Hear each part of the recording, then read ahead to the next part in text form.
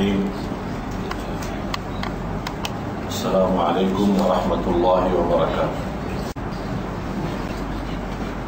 Jemaah sekalian, ada satu pelajaran boleh dituliskan ayatnya.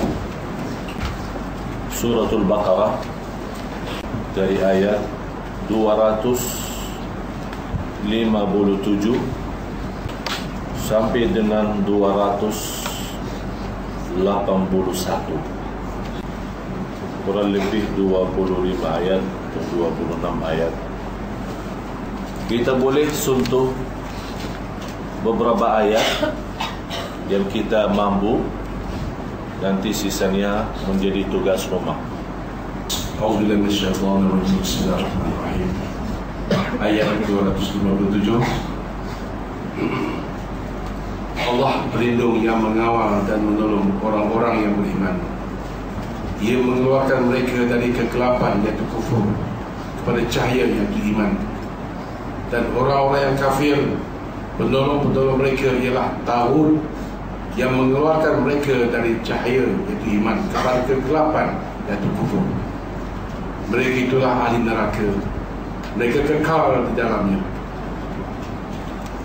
Di ayat ini Allah tunjukkan kekuasaannya bagi orang mukmin. Allah menjadi tempat berlindungan, diselamatkan dari kegelapan kepada cahaya. Di sini kegelapan bukan hanya kufur, sebagaimana ayat ini diterjemahkan.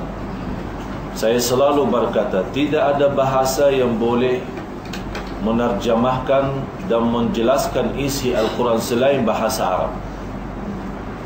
Tidak ada bahasa boleh. Apapun bahasa, dia mampu hanya menerjemahkan kata-kata, tapi tidak mampu mendalami isi-isi dan maksud daripada ayat itu. Hanya bahasa Arab. Dan yang pandai bahasa Arab, begitu dia baca, dia faham tujuan dan maksud daripada ayat Al-Quran. Allahu waliyul ladzina amanu yukhrijuhum minadh dhulumati ilan nur. Allah menjadi berlindungan bagi orang mukmin yang senantiasa percaya, iman, yakin kepada Allah Subhanahu wa taala, percaya dan iman kepada Rasulullah sallallahu alaihi wasallam, percaya dan iman kepada Al-Quran, percaya dan iman kepada agama. Sebagaimana kita sama-sama membaca satu zikir, raditu billahi rabba wa bil islami dina wa bi Muhammadin sallallahu alaihi wasallam nabiyyan wa rasulah. Aku rida terhadap Allah sebagai Tuhanku. Aku rida terhadap Islam sebagai agamaku. Aku rida terhadap Nabi Muhammad sallallahu alaihi wasallam sebagai Nabi dan Rasulku. Ini sebuah ucapan, tapi kita belum menghayati tujuan dan arti daripada zikir ini. Padahal Rasulullah sallallahu alaihi wasallam bersabda di hadis yang sahih, barang siapa yang sebut zikir ini setiap pagi dan petang dan membaca sebanyak 3 kali, kata Rasulullah sallallahu alaihi wasallam, wajib bagi Allah memberikan ridha kepada hamba. Wajib bagi Allah memberikan ridha kepada hamba. Karena kita sudah ridha, tapi wajib saat kita sudah berkata-kata, aku ridha terhadap Allah sebagai Tuhanku. Ini sebuah akui yang sangat tinggi dan besar. Kalau kita sudah berkata, aku ridha terhadap Allah sebagai Tuhanku, apapun yang datang dari Allah, baik, buruk, ma'ruf, tidak, nikmat, cubaan, bahagia, kesulitan, semuanya kita terima dengan suka hati. Kita terima dengan bangga dan senang, karena kita sudah tahu ini dari Allah. Dan kita sudah berkata, aku ridha terhadap Allah sebagai Tuhan. Jadi tidak boleh kita macam orang dapat nikmat senang, tapi begitu datang cubaan tidak senang. Ini bertentangan dan lawan kata-kata kita, aku ridha terhadap Allah sebagai Tuhan. Allah menjadi berlindungan bagi orang mukmin, membawakan mereka dari kegelapan kufur kepada cahaya iman, dari kegelapan bid'ah kepada cahaya sunnah, dari kegelapan syirik kepada cahaya tauhid, dari kegelapan munafik menjadi kepada cahaya iman, dari kegelapan kemungkaran menjadi cahaya ma'ruf, dari kegelapan hawa nafsu kepada jiwa yang bersih dan suci, dari kegelapan syahwat menjadi istiqamah dan taat. Itulah Allah Subhanahu wa ta'ala bagi orang mukmin. Beza sama orang kafir yang mereka tidak boleh nampak cahaya itu dan tidak boleh terbuka mata. Bukan hanya mereka buta mata, tapi mereka sebenarnya sesungguhnya buta hati. Allah gelapkan, Allah malamkan, Allah tutupi hati mereka, tidak boleh mendapatkan petunjuk kepada cahaya Allah Subhanahu wa ta'ala. Mudah-mudahan kita senantiasa mendapatkan cahaya Allah Subhanahu wa ta'ala dalam segala kehidupan kita, dunia dan akhirat. Amin ya rabbal alamin. Ayat 258. Tidakkah engkau pelik memikirkan, wahai Muhammad, tentang orang yang berhujah membantah Nabi Ibrahim dengan sombongnya mengenai Tuhannya, kerana Allah memberikan orang itu kuasa pemerintahan. Ketika Nabi Ibrahim berkata, Tuhanku ialah yang menghidupkan dan yang mematikan, ia menjawab, aku juga boleh menghidupkan dan mematikan. Nabi Ibrahim berkata lagi, sesungguhnya Allah menerbitkan matahari dari timur, oleh itu terbitkanlah ia dari barat. Maka tercenganglah orang yang kafir itu, lalu dia membisu. Dan ingatlah, Allah tidak akan memberikan petunjuk kepada kaum yang zalim. Nabi Ibrahim ini melawan seorang yang membawakan hujjah. Itu Raja Namrud. Namanya Raja Namrud. Orang Allah kasih kekuasaan dan diberikan kerajaan, tapi dia salah guna kerajaan itu. Dan datang Allah utuskan Nabi Ibrahim, wahai Ibrahim, dakwahkan dia, bawakan, semoga dapat petunjuk, supaya dia tahu kekuasaan dan kerajaan yang dia dapat itulah dari aku, bukan dari dia sendiri. Tapi itulah dia lupa diri, menjadi orang zalim dan orang sombong. Datang Nabi Ibrahim alaihi salam dan berkata kepada Raja Namrud, wahai Raja Namrud, Allah Maharaja yang mampu menghidupkan dan mematikan, mampu mematikan dan menghidupkan. Kata Raja Namrud, saya juga boleh menghidupkan dan mematikan. Kata Nabi Ibrahim, cuba contohkan satu. Macam mana boleh ada seorang manusia yang mampu? Dia bawakan dua orang, seorang bapa sama anak. Kemudian dia bunuh bapa dan memaafkan anak. Dia bilang, inilah saya mati dan hidup. Matikan satu orang dan biarkan satu orang lagi hidup. Ini seolah-olah raja itu buat diri pandai. Kalau soal mati hidup, ini saya juga pandai.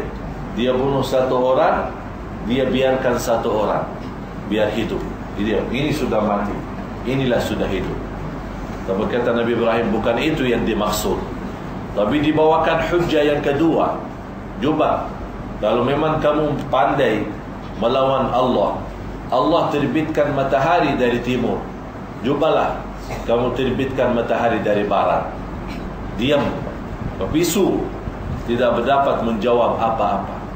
Itulah sungguh Allah tidak akan memberikan petunjuk kepada kaum-kaum yang zalim. Bagaimana cara mati raja itu? Allah kirimkan nyamuk. Tahu nyamuk? Masuk lewat hidung. Masuk lewat hidungnya. Ini tentera Allah. Ini nyamuk itu pasukan Allah. Allah perintahkan, nyamuk kun fayakun, goda si raja itu, masuk lewat hidung sambil tembus kepada kepala. Dia punya kepala pening, sakit. Boleh dia tidak boleh tidur dan tidak boleh santai. Bila dia sakit, macam mana obat? Diambil sandal, dipukul kepalanya berkali-kali, baru nyamuk boleh diam. Cuba bayangkan, yang merasa diri raja, memiliki kekuasaan dan kerajaan, karena dia lawan sistem Allah dan lawan aturan Allah, dan dia berperang lawan Allah dan agamanya, Allah jadikan nyamuk kecil. Kita bilang bisa, boleh jauh, hanya gitu, tak perlu. Tapi subhanallah, Allah jadikan lebih kuat daripada manusia. Sampai dipukul kepala, karena sudah sering pukul kepala, lama-lama mati. Siapa yang pukul kepala? Membantu. Yang dulu sambil tak ada yang berani datang, pukul kepala saya. Maaf Tuhan, macam mana ini? Saya mau mukul kepala raja. Saya perintahkan, ini pukul kepala saya. Dipukul sama membantunya sampai dia mati. Cuba lihat bagaimana kekuasaan Allah subhanahu wa ta'ala. Tidak ada yang boleh melawan Allah. Siapapun kekuasaannya, apapun kerajaannya, dan apapun kekayaannya, tidak boleh melawan Allah yang maha agung, yang maha raja, yang maha segala-galanya. Ini ayat dan seterusnya, semua Allah tunjukkan bagaimana cara kekuasaannya Allah, supaya boleh kita naik iman dan meyakini Allah maha segala-galanya. Allah bukan hanya sebatas Tuhan yang kita sembah, tapi Allah subhanahu wa ta'ala memberikan kun fayakun, semuanya di tangan Allah, dan kunci segala sesuatu milik Allah subhanahu wa ta'ala. Ini ada cerita lagi di ayat yang selanjutnya. Ayat yang ini cerita Raja Namrud. Raja Namrud. Kalau ayat yang selanjutnya Raja Uzair. Raja Uzair. Ada yang berkata Uzair adalah Nabi, ada yang berkata Uzair adalah orang salih. Marilah sama-sama kita hayati cerita Uzair ini, apa yang Allah tunjukkan kepadanya. Ayat 259. Atau tidakkah engkau sulit memikirkan, wahai Muhammad, tentang orang yang melalui sebuah negeri yang telah runtuh segala bangunannya. Orang itu berkata, bagaimana Allah akan menghidupkan atau membina semula negeri ini sesudah matinya rosak binasa. Lalu macam mana Allah mampu? Ini satu negeri sudah hancur, bangunannya sudah rusak, tidak ada tanda sama sekali bekas hidup, tanam-tanaman semua sudah habis.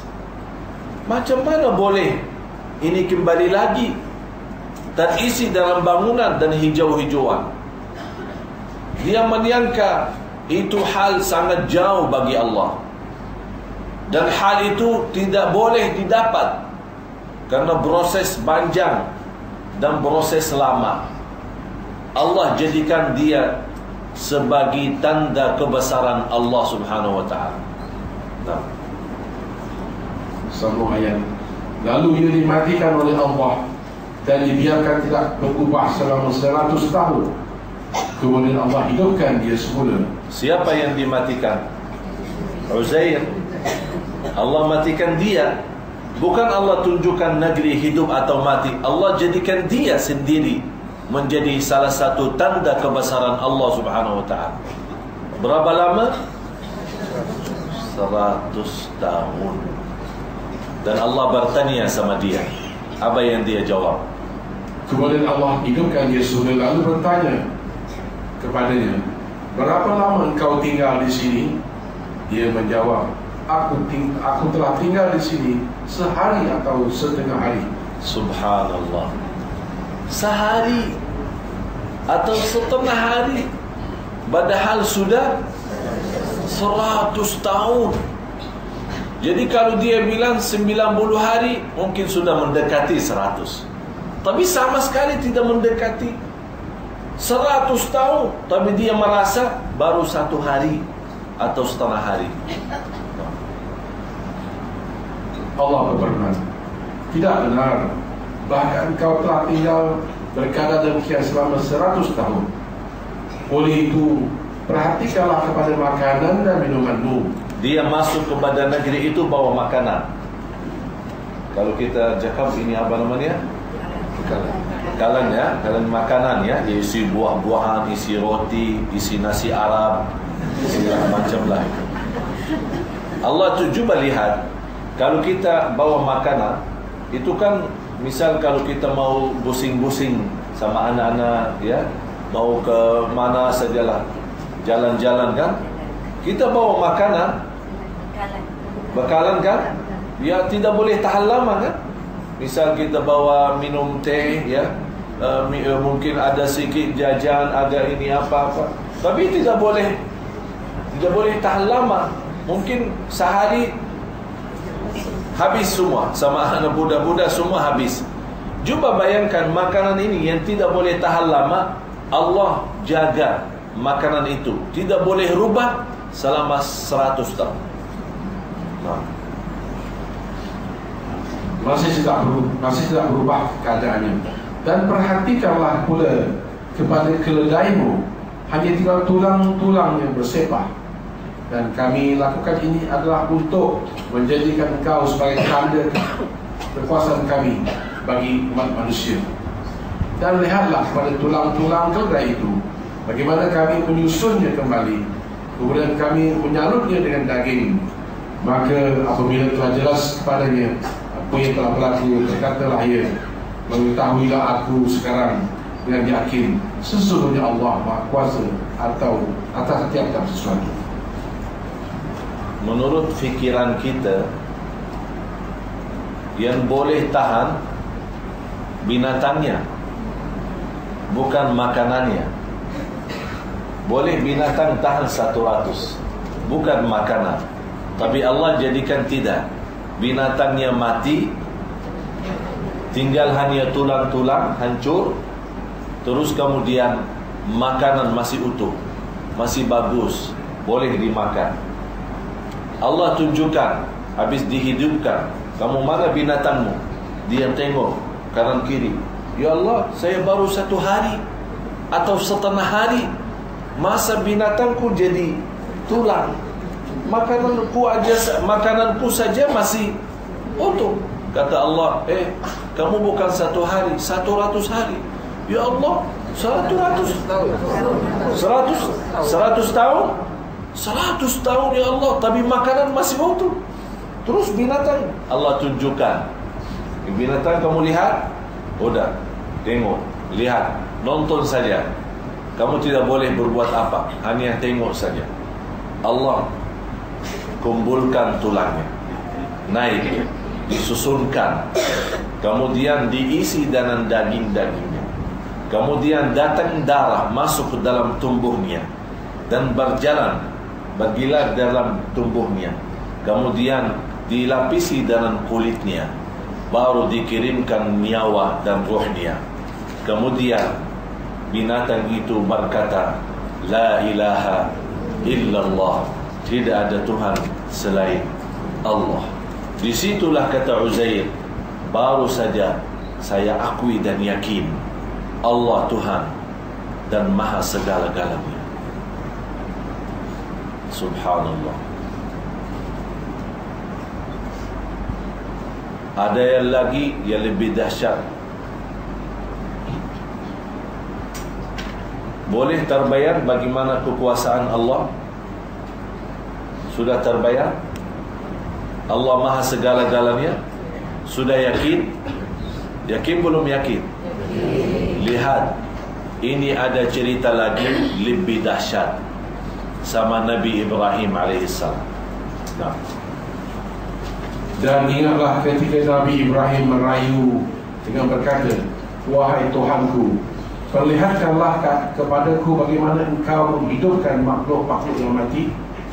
Allah berfirman, adakah engkau belum percaya kepada kekuasaanku? Nabi Ibrahim menjawab, bahkan aku percaya dan yakin. Akan tetapi aku memohon yang demikian ialah supaya tenteram hatiku yang sangat-sangat ingin menyaksikannya. Allah berfirman, apa Nabi Ibrahim minta? Minta apa? Ya Allah, tunjukkan kepadaku kekuasaan. Tunjukkan macam mana engkau matikan dan menghidupkan semula. Kata Allah, wahai Ibrahim, kamu nabiku, masa tidak percaya? Kata Nabi Ibrahim, ya Allah, saya iman dan saya percaya, tetapi saya ingin melihat dengan mata sendiri supaya hati saya tenteram, supaya lebih yakin, atau boleh istilah kita mantap, ya, lebih bagus, lebih sempurna keyakinanku terhadapmu ya Allah. Coba apa yang dibawakan oleh Allah SWT. Allah berfirman, jika demikian, ambillah 4 ekor burung, kemudian kumpulkanlah olehmu dan cincanglah semuanya. Setelah itu letakkanlah di atas tiap-tiap sebuah bukit sebahagian daripadanya. Kemudian serulah burung-burung itu, nescaya semuanya akan datang kepadamu dengan segera. Dan ketahuilah, sesungguhnya Allah Maha Kuasa lagi Maha Bijaksana. Subhanallah. Tidak dapat kita berkata selain Subhanallah. Wahai Nabi Ibrahim, mau lihat kekuasaanku? Ambil 4 ekor burung dan disembelih semua dan dicampur aduk.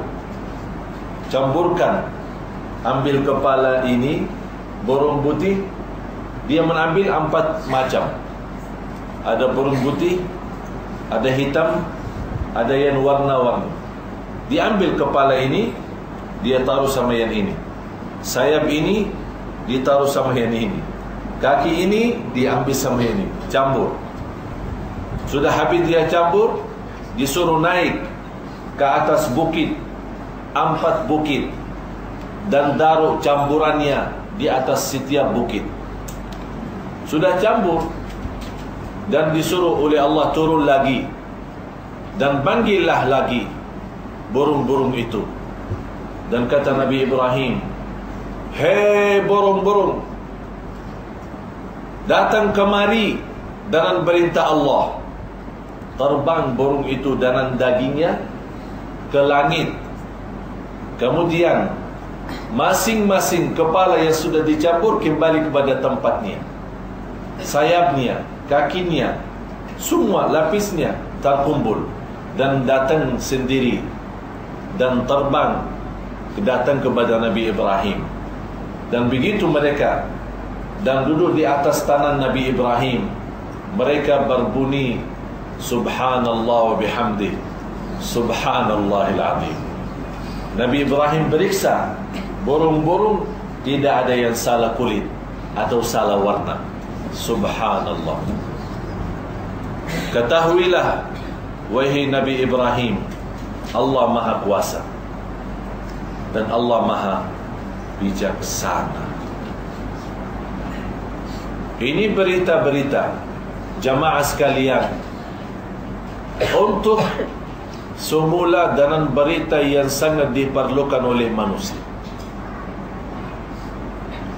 Berita Allah sebagai Tuhan, perlindungan bagi orang iman.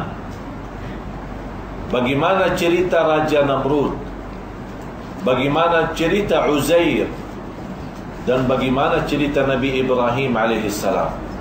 Allah tunjukkan kekuasaannya agar Allah memberikan info yang diperlukan oleh manusia.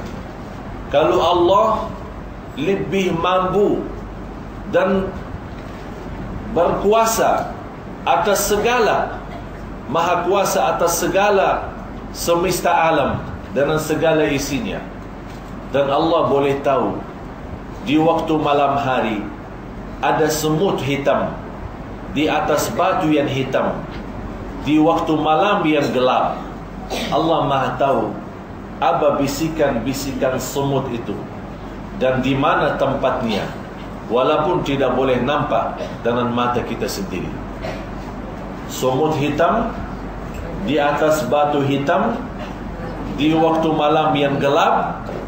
Allah Subhanahu wa ta'ala Maha tahu apa isi batu itu dan apa bisikan-bisikan daripada semut itu.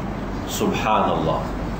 Ini semuanya, kenapa Allah memula ayat-ayat ini untuk tunjukkan kepada kita kebesaran Allah, tunjukkan kepada kita tanda-tanda supaya kita menambah iman dan yakin kepada Allah.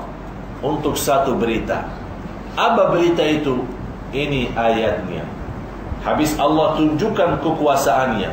Kalau Allah Maha Kuasa menghidupkan dan mematikan, Allah Maha Kuasa terbitkan matahari dari timur, nanti ada satu saat akan Allah terbitkan matahari dari barat. Allah tunjukkan bagaimana boleh menghidupkan binatang yang sudah hancur dan tersisa hanya tulang-tulangnya. Di depan Uzair, Allah menjadikan tanda kebesaran Allah. Dan juga Allah tunjukkan Maha Kuasa sebagaimana terhadap Nabi Ibrahim dalam berita burung-burung. Ini semuanya untuk apa? Ini satu berita untuk manusia, supaya mereka yakin terhadap apa yang mereka telah lakukan dan apalah mereka telah kerjakan. Apa itu yang dimaksud? Itulah ayat yang dibacakan. Ayat 261.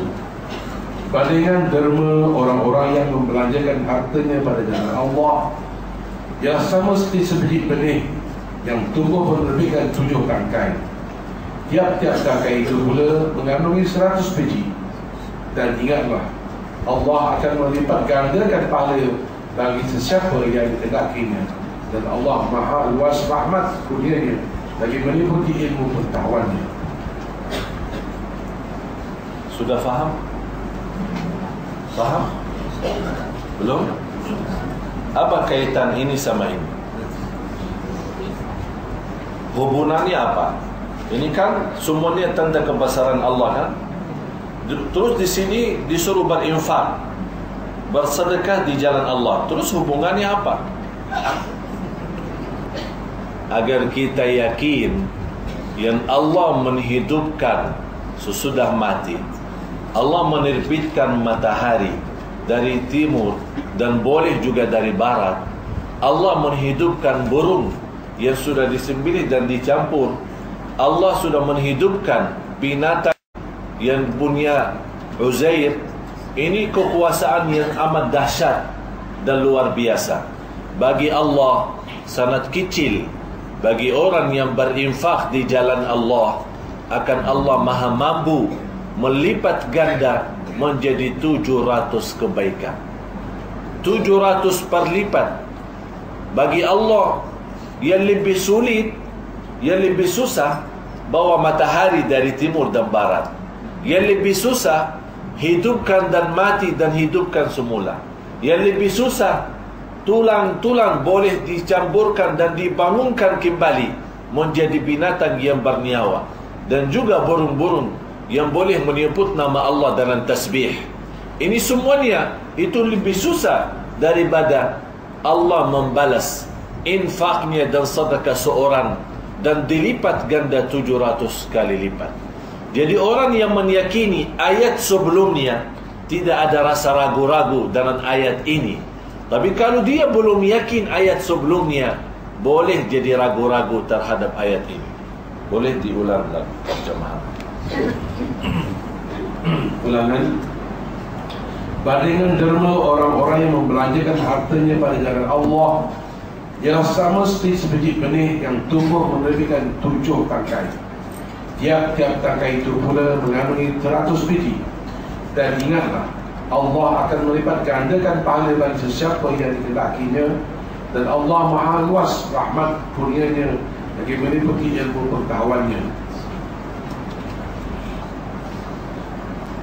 Bunya keyakinan terhadap janji Allah. Kalau Allah Maha mampu menghidupkan yang sudah mati, Allah lebih mudah melipatkan ganda sedekah kita. Sisa ayat ini sampai 281 tugas rumah. Sekarang saya pindah surah Ali Imran, surah ketiga, ayat 133, 134 dan 135, 136. Allah menjelaskan beberapa sifat orang muttaqin. Innama yataqabbalu Allahu minal muttaqin. Sungguh Allah menerima amal-amal orang yang muttaqin, yang senantiasa bertakwa. Marilah kita sama-sama belajari sifat mereka dan apa karunia yang diberikan oleh Allah bagi mereka muttaqin, agar kita sama-sama masuk dalam golongan mereka, kelompok al-muttaqin yang dibahagiakan, diselamatkan oleh Allah dunia akhirat. Amin. Al-Imran ayat 133. Dan segeralah kamu kepada mengerjakan amal-amal yang baik untuk mendapat keampunan dari Tuhan kamu. Segera. Allah mulai dengan kata segera. Artinya segera, tak boleh fikir, tidak boleh tunda-tunda. Oh nanti insya-Allah. Insya-Allah. Ini mohon maaf ya. Ini soal surga atau neraka. Soal surga atau neraka. Jadi tidak ada istilah saya mau musyawarah dulu, saya mau bertanya suami saya dulu. Ya, tidak ada istilah itu. Karena ini soal neraka dan surga. Tidak boleh kita tunda dan tidak boleh kita perlahan-lahan. Justru kalau urusan dunia boleh perlahan-lahan. Tapi kita sekarang melihat manusia, urusan dunia segera, urusan akhirat nanti saja. Insya-Allah. Terus insya-Allah. Bila insya-Allah. Itu saja yang dia berkata insya-Allah. Inilah sifat mereka. Allah mengajak kita segera agar mendapatkan ampunan, segera dalam kebaikan supaya mendapatkan surga Allah Subhanahu wa taala. Nah, saya ulangi 133 wasari'u. Dan segeralah kamu kepada mengerjakan amal-amal yang baik untuk mendapat keampunan dari Tuhan kamu dan mendapat syurga yang bidang luasnya segala langit dan bumi yang disediakan bagi orang-orang yang bertakwa. Jemaah, perlu ampunan tak? Hah? Kayaknya belum. Betul. Mau diampuni segala dosa? Segala. Lahir batin, dunia akhirat, sejak kecil sampai besar, dosa kecil maupun besar. Kita nanti lihat.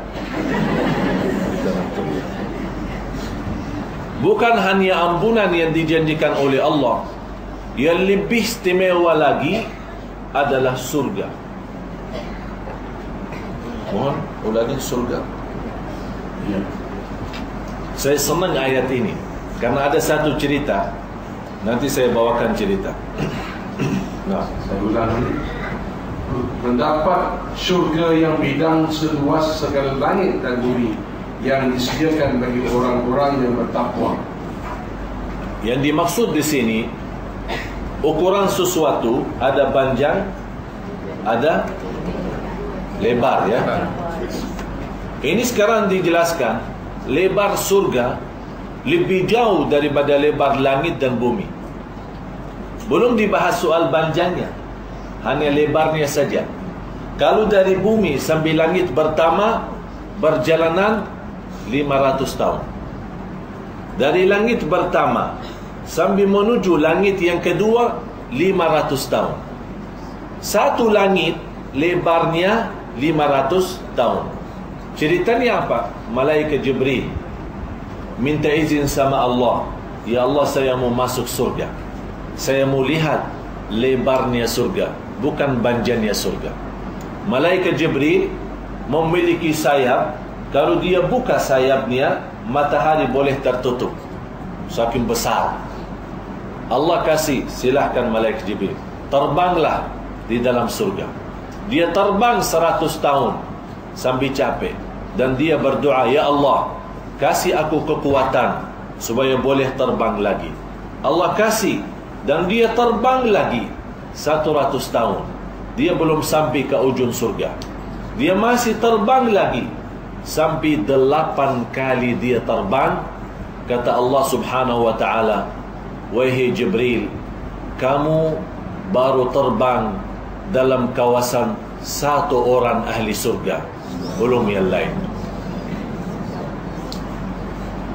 Satu orang ahli surga punya tempat yang sangat luar biasa. Ada cerita yang lebih indah lagi, sebagaimana di hadis yang sahih, terakhir orang yang Allah lepaskan dari neraka, api neraka, dan masuk surga. Ada seorang, dia bercakap sama Allah, ya Allah, selamatkan, karena saya masih berkata kalimat syahadat. Allah lepaskan dari neraka. Dan kata Allah, kamu tidak minta lagi apa-apa? Kata hamba itu, saya tidak minta, hanya diselamatkan dari neraka saja. Allah selamatkan, dan Allah taruh dia di posisi antara neraka dan surga. Dan disitulah dia melihat pintu surga. Terus ada rasa rindu. Kata hamba, ya Allah, Engkau sudah memberikan apa yang saya minta. Sudah Engkau selamatkan aku dari neraka. Ya Allah, sedikit saja dekat pintu surga, itu saja, saya tidak akan minta apa-apa lagi. Kata Allah, hei hambaku, kamu janji tidak akan minta apa-apa, cuman hanya mendekati surga. Kata hamba itu, ya Allah, saya tidak akan minta apa-apa lagi. Allah dekatkan dia dekat pintu surga, dan Allah sengaja buka pintu surga biar dia menampak dan lihat apa isi dalam surga. Dan dia melihat ahli surga lagi senang-senang, lagi berhiburan. Dia berkata, ya Allah, saya malu minta lagi, tapi Engkau ya Allah maha mulia, tolong masukkanlah aku dalam surga supaya saya boleh menikmati. Kata Allah, memang hambaku manusia, memang manusia, tidak pernah ada puasnya. Kata Allah subhanahu wa ta'ala, ya udah, saya berikan kamu masuk surga, dan saya memberikan satu kawasan dalam surga yang lebih besar daripada yang dimiliki oleh orang yang terkaya di dunia. Kata hamba Allah itu, ya Allah, serius, Betul, ini disebut dalam hadis Bukhari Muslim. Ya Allah, serius? Ini sudah betul-betul mau berikan lebih kaya daripada raja yang terkaya di dunia. Kata Allah, bukan hanya segitu saja, 2 kali lipat, 3 kali lipat, 4 kali lipat, sampai 5 kali lipat. Apakah engkau puas? Nangis hamba itu. Ya Allah, engkau selamatkan aku dari neraka. Engkau sudah memasukkan aku dalam surga. Saya tidak punya harapan lagi. Kata Allah Subhanahu wa ta'ala, bukan hanya itu saja, dan di atas 5 kali lipat, aku gandakan menjadi 10 kali lipat lagi, menjadi lebih besar daripada orang yang terkaya di dunia. Ini yang terakhir masuk surga. Macam mana yang pertama? Kalau yang terakhir sudah segitu, macam mana yang pertama? Mudah-mudahan kita semua nanti ramai-ramai masuk surga Allah Subhanahu wa ta'ala. Karena banyak umat yang masuk surga Allah itu lebih daripada umat Nabi Muhammad sallallahu alaihi wasallam. Sifat mereka muttaqin, yang mendapatkan karunia itu karena mereka senantiasa bersegera dalam kebaikan dan juga untuk mendapatkan ampunan Allah dan surga Allah Subhanahu wa ta'ala yang amat dahsyat. Apa sifat mereka? Yang pertama, yaitu orang-orang yang mendermakan hartanya pada masa senang dan susah, dan orang-orang yang menahan kemarahannya, dan orang-orang yang memaafkan kesalahan orang. Dan ingatlah, Allah mengasihi orang yang berbuat perkara-perkara yang baik. Yang pertama, boleh lagi? Yang pertama, yaitu orang-orang yang mendermakan hartanya pada masa senang dan susah. Dari masa senang dan Susah. yang lagi susah, angkat tangan.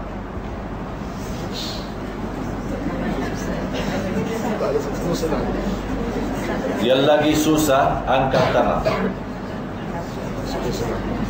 Maksud saya lagi susah, punya hajat, hajat dunia, hajat akhirat, anak suka lawan, suami kurang baik, itu semua namanya susah. Kurang senang hati terhadap suami, ya, atau merasa belum puas terhadap nikmat, atau masih merasa kurang sehat, atau merasa tidak nyaman, mengharap lebih kaya, mengharap keturunan salih-salihah, mengharap suami yang takwa. Kalau semua itu tidak dapat, berarti semuanya lagi susah. Sekarang saya tanya lagi, yang susah, angkat tangan.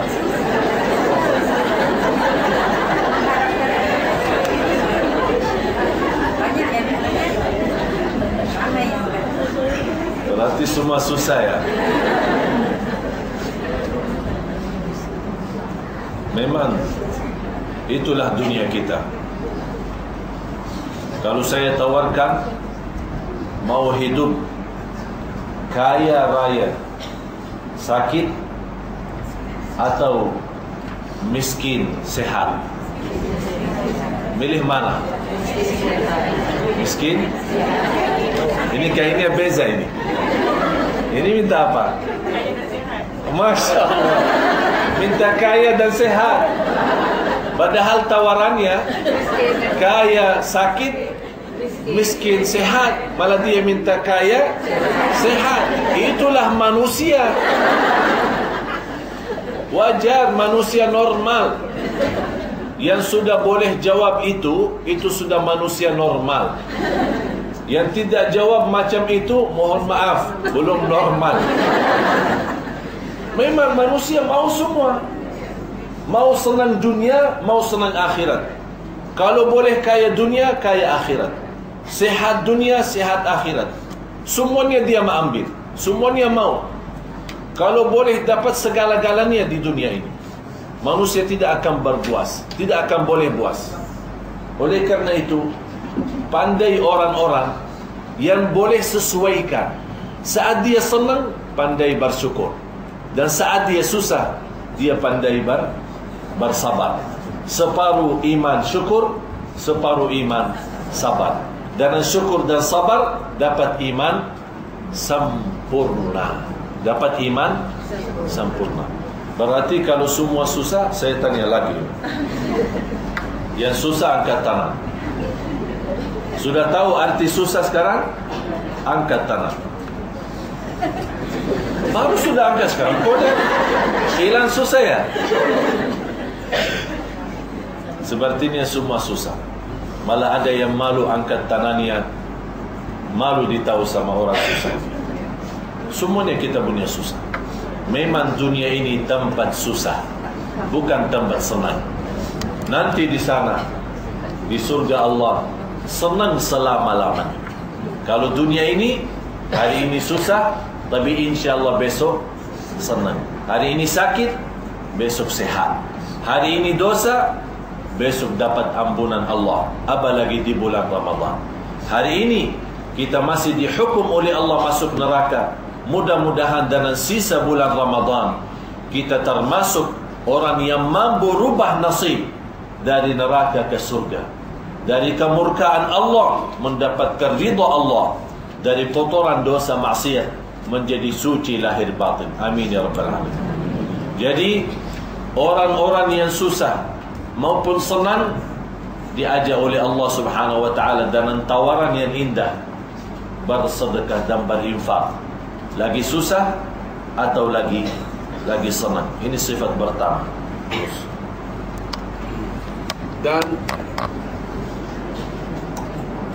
Dan orang-orang yang menahan kemarahannya dan orang-orang yang memaafkan. Menahan kemarahannya. Ini sulit bagi kaum muslimat. Sulit sekali. Apalagi sama anak-anak kita. Kadang-kadang kita kesal, anak kita tidak mau turuti. Kita berkata A, dia berkata B, suka lawan. Dan kadang-kadang kita suka ucapkan kata-kata yang tidak sesuai. Kamu bikin ibu kesal, bodoh, kamu apa? Itu tidak boleh. Kalau lagi marah sama anak, saya kasih satu cara, insya Allah mampu mengatasi marahannya. Tak perlu ditulis, itu gampang, langsung diamalkan. Kalau lagi marah sama anak, mudah-mudahan kamu hafal Quran, sudah selesai masalah. Jadi lagi marah, doakan. Setiap marah, doakan langsung supaya hilang rasa marah. Jangan kasih kesempatan kata-kata yang lain. Kamu hafal Quran, udah doakan saja. Sebagaimana ibunya Syekh Sudais. Tahu Syekh Sudais, imam besar Masjidil Haram? Dua orang yang boleh jadi imam besar Masjidil Haram, umurnya masih sangat muda. Baman saya sendiri, kakak sama ibu saya. Itu baman. Sudahlah, paham sudah. Sulit lagi. Jadi dia jadi imam besar Masjidil Haram, umurnya 20 tahun. Jadi imam besar Masjidil Haram. Selama 13 tahun kemudian meninggal dunia.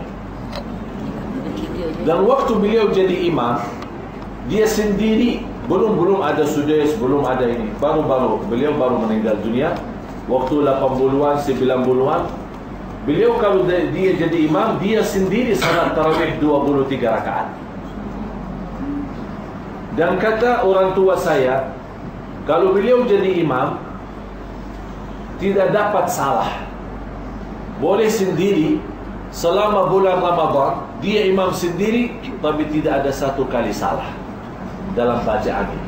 Karena beliau senantiasa bulan Ramadan, bukan Ramadan, setiap hari khatam 5 juz. 6 hari dia 30 juz. Itu sudah biasa. Setiap hari semacam itu.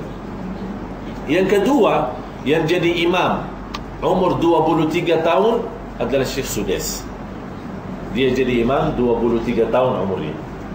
Dan sampai sekarang beliau masih ada. Sekarang umurnya kurang lebih 51, 52. Ya. Beliau macam mana ceritanya? Ibunya selalu mendoakan. Karena namanya Abdul Rahman, disuka dipanggil sama ibunya Abdul Rahman, hafal Quran, jadi imam besar Masjidil Haram. Abdul Rahman hafal Quran, jadi imam besar Masjidil Haram. Sejak kecil sampai dia sudah besar, dia suka ikut sama bapaknya ke Masjidil Haram. Dia masih budak, namanya budak kan main-main, tidak diam kan. Tapi apa yang terjadi? Dia masuk masjid, dia suka nampak, ini Masjidil Haram. Ditanya sama ayah, ini apa? Ini Masjidil Haram. Ini budak tapi berfikir kan, oh ini ibu saya terus Masjidil Haram, oh ini Masjidil Haram, ya ini Masjidil Haram. Terus jadi imam, imam besar Masjidil Haram, imam. Dia ditunjukkan sama ayahnya, itulah imam. Oh imam. Terus semua ikut salat, dia hanya tengok imam. Karena sebenarnya kata-kata ibunya ini memprogramkan otaknya. Jadi yang terbayang Masjidil Haram imam besar, Masjidil Haram imam besar. Begitulah cara kita mendidikkan anak kita. Oleh karena itu ucapan kata-kata baik sangat penting dalam urusan didikan anak. Oleh karena itu tidak boleh kita berkata-kata yang tidak bagus. Kalau lagi marah, sebagaimana saya kasih cara, langsung mudah-mudahan kamu hafal Quran. Atasi marahannya dengan doa. Semoga insya-Allah biasa lama-lama boleh hilang rasa marah. Terus orang-orang yang menahan kemarahannya dan orang-orang yang memaafkan kesalahan orang. Memaafkan ada dua tahap, atau maaf tiga tahap. Memaafkan orang. Orang datang minta sama kita dimaafkan. Yang kedua, kita memaafkan sebelum orang minta. Yang ketiga, itu lebih luar biasa. Waktu kita sudah punya kuasa, ada orang yang pernah zalimi kita waktu kita miskin. Begitu sudah punya kuasa, orang datang, dia takut kan dihukum, tapi langsung kita saya maafkan. Itu pemaafan yang sangat tinggi. Itu persis yang terjadi sama Presiden Mesir sekarang, Muhammad Mursi. Waktu dia demo, tahu demo? Ikut bersama rakyat memberantahkan apa pemerintah mau jatuhkan presidennya, ditahan sama polisi dan dimasukkan dalam penjara. Yang urus dia masuk penjara ada satu orang jenderal besar. Itu yang diurus proses sambil caci maki masuk ke sana. Sekarang apa yang terjadi? Beliau lepas dari penjara dan jadi presiden negara. Ketua yang urus keamanan presiden yang pertama dia bawakan ke penjara. Dia panggil ke depan, suruh hadap. General datang, dia takut apa yang akan terjadi. Ini pasti dihukum karena dulu caci maki, diusir, dibermacam-macam. Kata presiden, jangan kamu takut, saya angkatmu menjadi yang tanggung jawab urusan keamanan. Masya Allah, langsung dia sujud syukur. Macam gitu akhlak Rasulullah.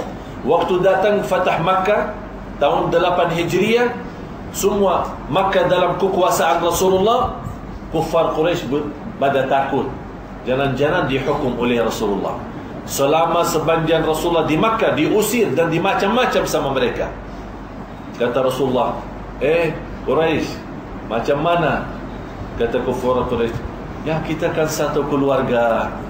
Kata Rasulullah, sekarang satu keluarga, dulu bukan satu keluarga. Memang dari dulu satu keluarga. Macam ini sekarang satu keluarga. Anda orang mulia dan keluargamu mulia dan dipuji-puji Rasulullah SAW. Kata Rasulullah, udahlah, saya tidak akan membalas dendam apa-apa.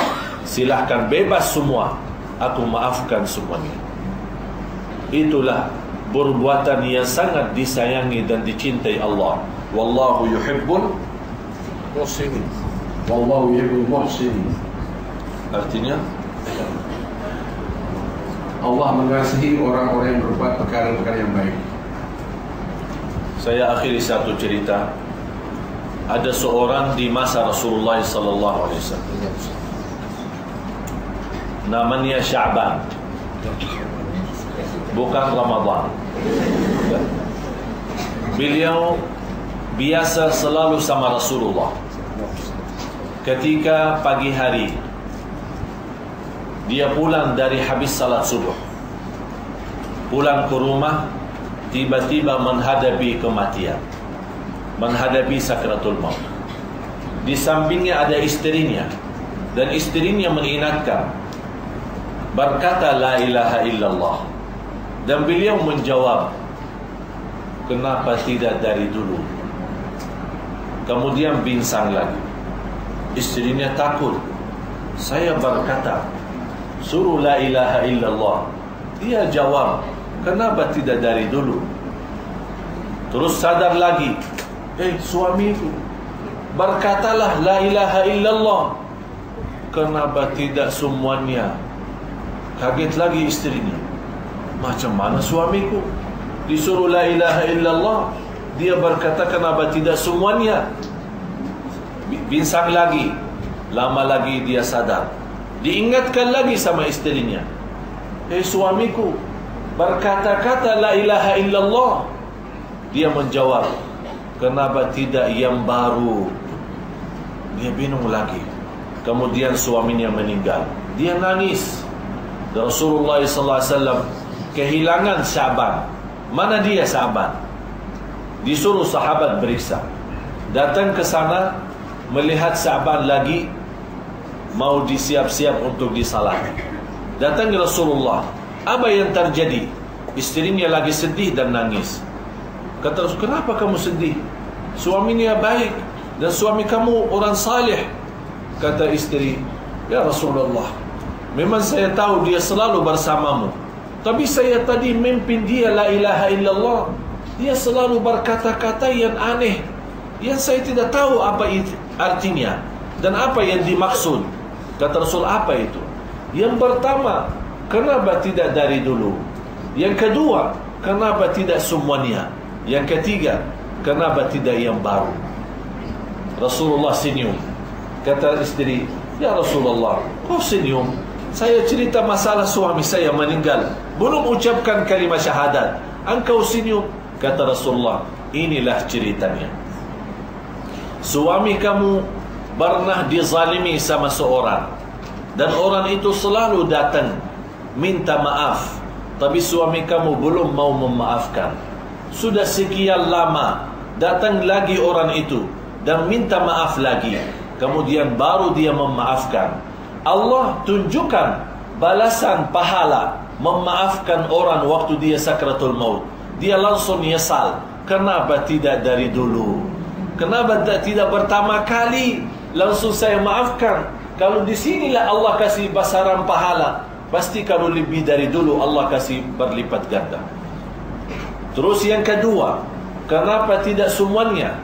Dia cerita, kata Rasulullah SAW, ketika suami kamu malam hari pulang ke rumah dan membawa roti untuk kita makan malam hari, dalam perjalanan jumpa orang miskin, dia lagi minta makanannya.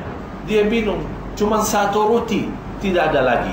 Dia bagi dua, separuhnya untuk orang miskin dan separuhnya untuk dia dan istrinya. Allah tunjukkan pahala amal salihnya. Begitu dia melihat pahala, dia langsung berkata, kenapa tidak semuanya? Semua roti saja, kalau separuhnya saja sudah pahalanya luar biasa, apalagi kalau semuanya. Terus yang ketiga, kenapa tidak yang baru. Dia diceritakan Rasulullah SAW ketika malam hari di musim sejuk di kota Madinah, suami kamu pulang dan sudah lama membeli satu jaket, ya, satu jaket untuk menahan sejuk Madinah. Dalam perjalanan jumpa anak yatim dan lagi kedinginan dan kesujukan untuk meminta sesuatu baju yang boleh menghangatkan. Dan melihat keadaannya, dia berkata, saya mau macam mana? Apakah saya kasih yang ini atau saya beli yang baru saja? Akhirnya dia berfikir, ya udahlah, saya berikan bekas saja yang saya punya. Diberikan. Allah tunjukkan pahala jaket yang dia bagi kepada anak yatim musim sejuk. Dia lihat pahala besar yang diberikan oleh Allah dan dia menyesal, kenapa tidak yang baru? Kalau bekas saja sudah pahalanya semacam itu, apa lagi kalau yang baru? Sudah faham? Jadi sekarang amalan. Ini sekarang amalan. Jangan sampai ada satu saat nanti jamaah sekalian menyesal, kenapa tidak semuanya saya serahkan. InsyaAllah dan nawaitu, saya yakin dan saya selalu berkata, lebih baik banyak dan ikhlas daripada sedikit tidak ikhlas. Biasanya apa? Sedikit itu biasa. Kalau sama saya luar biasa, ya, tidak boleh biasa. InsyaAllah banyak ikhlas daripada sedikit tidak ikhlas.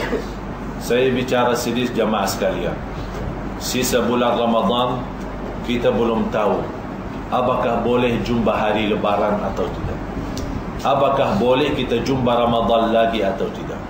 Inilah kesempatan untuk kita semua. Dan saya sebagaimana janji, InsyaAllah semua titipan dan amanat InsyaAllah tidak salah guna.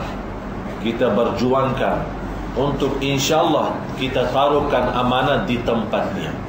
Bukan hanya di Indonesia, sebagaimana diceritakan oleh Tuan Abu tadi, InsyaAllah kita ada niat juga diadakan InsyaAllah di Malaysia satu gerakan, supaya kemarin kita semalam di Masjid Shah Alam, dan saya bermusyawarah dengan yang urus di sana. InsyaAllah habis haji kita adakan satu program Silangun Menghafal Al-Quran. Saya gerakkan semua masyarakat, walaupun tidak pandai baca, kita gerakkan semuanya di mall, di pasar, di kedai, orang supir taksi, driver di rumah kita, pembantu kita, tuan rumah, pengusaha, polisi, semua satu gerakan. Sebagaimana saya gerakkan di Indonesia, alhamdulillah sekarang kita buat satu program di Binjara boleh hafal Al-Quran. Sekarang lagi pemerintah Indonesia bermusyawarah, orang yang boleh hafal Al-Quran dikurani separuh hukumannya di penjara. Jadi kalau misal dihukum 10 tahun, kalau dia hafal 30 juz, dimaafkan 5 tahun dan boleh dia melepaskan diri. Termasuk beberapa juz boleh dikurangi. InsyaAllah ini yang menjadi gerakan supaya orang yang masuk penjara karena dia salah, ini Al-Quran menjadi berbaiki, supaya InsyaAllah keluar lagi tidak salah lagi. InsyaAllah membawa berkat ni Al-Quran dan cahaya Al-Quran. Ada satu program InsyaAllah orang polisi boleh daripada menerima suap-suap, InsyaAllah kita ajarkan Al-Quran supaya boleh dia menjadi polisi yang menghafal Al-Quran. Tapi program ini mohon maaf perlu perlahan-lahan. Jadi tidak mungkin langsung sekaligus 30 juz. Apalagi hal baru belum diterima. InsyaAllah mulai tahun baru Hijriah, kita akan mulai dengan satu sistem. Nanti ada satu saat akan tersebar bagaimana macam kita ikut program ini. InsyaAllah kita boleh sama-sama ramai-ramai untuk mengikuti program ini, supaya kita, orang tua, anak kita, cucu kita semua boleh gabung. Kemarin kita buat satu acara, satu kota Jawa Tengah menghafal. Cuba bayangkan, yang ikut daftar dalam program menghafal Al-Quran kurang lebih 85,000 orang daftar. Yang kita ketemu, subhanallah, yang juara satu dapat hadiah kereta Suzuki 2012. Hadiah yang kedua ada 10 visa haji. Juara 3 ada 200 visa umrah. Dan juga ada hadiah-hadiah yang lain. Jadi semua sudah disponsori oleh perusahaan dan orang-orang yang mampu. InsyaAllah kita adakan di sini. Mungkin hari gerakan pertama belum dikenal oleh banyak orang, mungkin kita menghadapi sedikit sulit atau susah. Tapi insyaAllah kalau untuk demi agama Allah, kita insyaAllah terus berjuang. InsyaAllah nanti ada satu saat, InsyaAllah semua pengusaha akan membantu dan mensupport kita punya program. Dan tujuan saya, semuanya boleh membawa suara Al-Quran walaupun tidak mampu hafal. Kemarin di acara kita di Indonesia, cuba bayangkan kita bertemu siapa? Seorang anak, umurnya 2 tahun setengah. 2 tahun setengah. Alhamdulillah, ya, ngomongnya ajalah perlahan-lahan. Tapi ternyata Allah kasih berkatnya Al-Quran. Bapaknya ikut, mamahnya ikut, dan dia juga ikut menghafal juz 30. Kita bereksa, dia Masya Allah hafal. Dalam termasuk dia mendapatkan salah satu juara, karena dia termasuk budak yang paling kecil.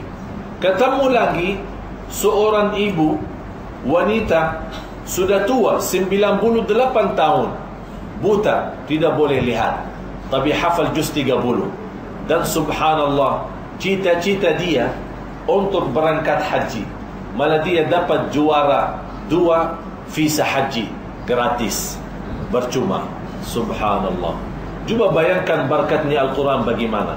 Itulah tujuan kami, semua masyarakat Selangor terutama dan Malaysia umumnya, untuk menghafal Al-Quran walaupun semampu-mampunya.